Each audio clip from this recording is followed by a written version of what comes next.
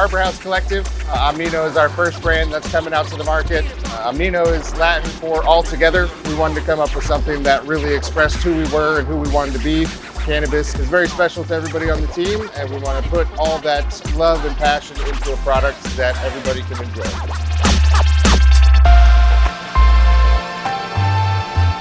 When we were doing our build out, we were working with BIOS and they kind of hit us with a really good deal to expand the rest of our facility and lighting. I have no complaints with the results. This strain specifically has hit 30–31% under these lights recently, so kind of what we're starting to expect moving forward. Everything's IP66, it's waterproof, it's made for the grow environment. We have rapid rack mounting to integrate with the PIP racking. It makes the mounting very, very quick and very easy on the install. All the cabling is daisy chainable, so from AC power to dimming, and with the rapid rack, these mount as easy as can be.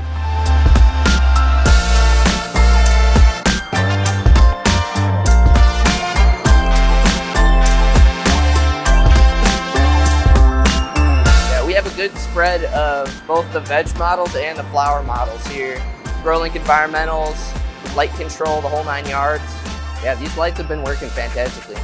Every harvest we've gotten out of all the flower rooms since we built them has been just unbelievable. So yeah, I gotta give you guys credit. I'm shocked with the amount of heat they produce. You know, with the amount of lights we have in this room, you think it'd be really, really hard on the HVAC, but your guys' lights and drivers do a really good job dispersing the heat. So when you switch to flower, what kind of light intensity hitting them with? I think we start at about 700 PPFD, and then we work our way up. Peak will hit anywhere from 1,000 to 1,200–1,300, and then we ease it back down for like week 7 through 9, and we try to end around like 900. We don't want to go too low because then you'll affect your cannabinoid production. We like to ease it off a little bit because it can get pretty intense.